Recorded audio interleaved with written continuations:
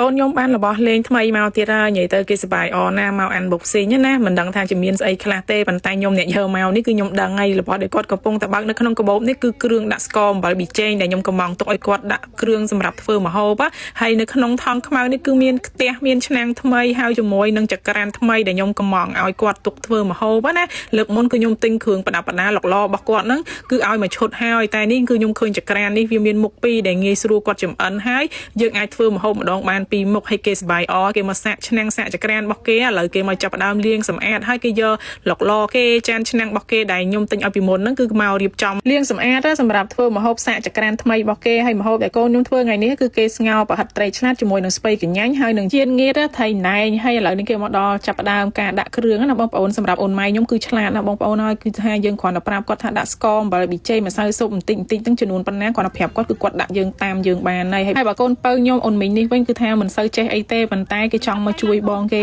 ហើយក៏បងគេមកប្រាប់ពីរបៀបធ្វើដែរនិយាយទៅអូនម៉ៃចេះពង្រៀនប្អូនទៀតមើលតាមជាម៉ៃបាទចាក់ចេះមើលតាមជាម៉ៃនេះគេតាមនឹងហើយគេចាប់ឡើងចេះនេះចាប់ឡើងគេចាប់ឡើងចេះហើយវាមុខហ្នឹងហើយយើងចាប់ឡើងចេះអូខេហើយចាប់ចូលវិញទៀតនេះហើយទៅ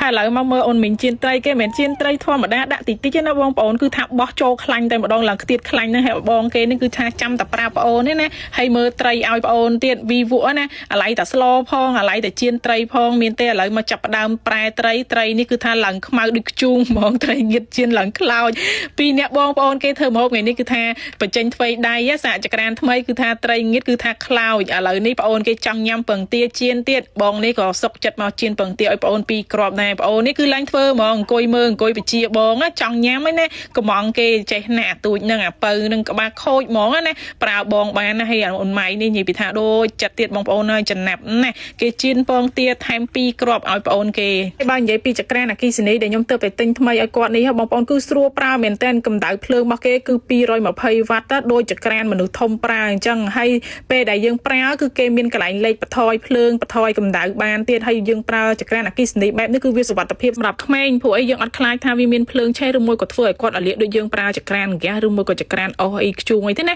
អញ្ចឹងខ្ញុំក៏ទិញឲ្យគាត់ប្រើអានេះគឺថាទំនុកចិត្តខ្លាំងមែនតែនហើយមួយទៀតនោះគឺចក្រានអគ្គិសនីមួយនេះគឺវាមានកន្លែងដែលយើងបន្ថយកម្ដៅទៀតមានលេខ1ទៅដល់លេខ5អញ្ចឹងគាត់ងាយស្រួលនឹងចម្អិនហើយរៀនធ្វើម្ហូបណាឥឡូវនេះម្ហូបរបស់គាត់ធ្វើនេះគឺបានឆ្អិនរួចរាល់ឥឡូវពីអ្នកបងប្អូនគេដួសបាយម្នាក់មួយចានមកភ្លក់ស្នាដៃរបស់ខ្លួនឯងតែម្ហូបគាត់ធ្វើគឺតំណងមែនតែនណាបងប្អូនគឺស្ងោរប្រហិតថៃឆ្លាតជាមួយនឹងស្ពៃបើថៃងៀតវិញមិនមើលទេបងប្អូនខ្ជូងជាគ្នាហ្មងហើយម្ហូបដែលគាត់ញ៉ាំអស់ហ្នឹងគឺមានតែស្ងោរស្ពៃជាមួយជៀនពងទាទេគាត់ញ៉ាំឡើងអស់ហើយលេងហើយឆ្ងាញ់មាត់ខ្លួនឯងអត់ព្រមញ៉ាំអីទេគេថាគេចង់ញ៉ាំបាយម្ហូបស្នាដៃគេញ៉ាំហើយងក់ក្បាលលើកមេដៃឲ្យខ្លួនឯងតែម្ដងមិនអត់មានណាគេតសាទេគឺថាធ្វើខ្លួនឯងតសើខ្លួនឯងហ្មងអញ្ចឹងខ្ញុំនេះគឺថាគាត់តែឃើញកូនលើកមេដៃក៏សប្បាយចិត្តជំនួសដែរហើយម្ហូបរបស់គេដែលគេធ្វើឆ្អិននេះគឺគេទុកឲ្យញាតិតាកុងគេទេដែលញ៉ាំឥឡូវមកស្ដាប់សលេងកុងមើលនៅពេលដែលបានចៅកមុំទាំងពីរធ្វើម្ហូបហ្នឹងមិនដឹងថាឲ្យបន្ទុកបែបមិនរសជាតិបែបមិនស្ដាប់សលេងកុងសិនហ៎ញ៉ាញ់ដែរអូស្នាដៃចៅតែកុំមើលត្រីងៀតចៅជៀនឲ្យលោកអើយដូចខ្ជុង